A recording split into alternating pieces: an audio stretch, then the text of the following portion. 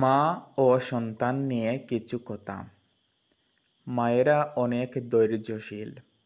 তারা কষ্টে থাকলেও সেটা মনের মধ্যে চেপে রেখে সামনের পথে এগিয়ে যাওয়ার চেষ্টা করেন। তারা সন্তানের মুখের দিকে তাকিয়ে সব কষ্ট ভুলে যান।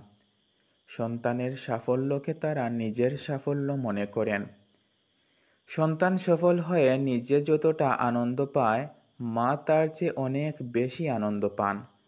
সন্তান কোনো খেলায় বা বিভিন্ন ধরনের প্রতিযোগিতায় যখন জিতে যায়, তখন মা নামক বিশেষ মানুষটা জিতে যান। সন্তানের পুরস্কার প্রাপ্তিতে মনে হয় যেন পুরস্কারটা মাই পেয়েছেন।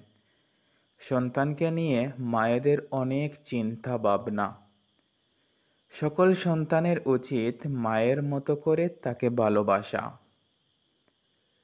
সকল মা সন্তানের সম্পর্ক চিরকাল যেন মধুর থাকে, এই কামনা করি।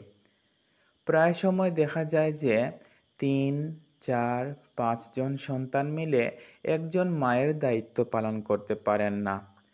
অথচ একজন মা ঠিকই তার মনের মধ্যে 3, 4, 5 জন সন্তানকে জায়গা দিতে পারেন এবং তাদেরকে লালন পালন করতে পারেন।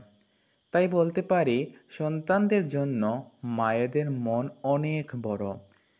যারা এখন মায়ের কদর বুঝতে পারছে না, তারা একদিন অনেক আফসোস করবে ইনশাআল্লাহ।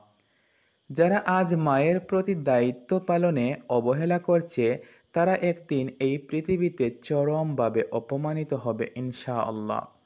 আল্লাহ সুবহানাহু ওয়া তাআলা সকল মা সন্তানকে সুখে শান্তিতে রাখুন। আল্লাহুম্মা আমিন।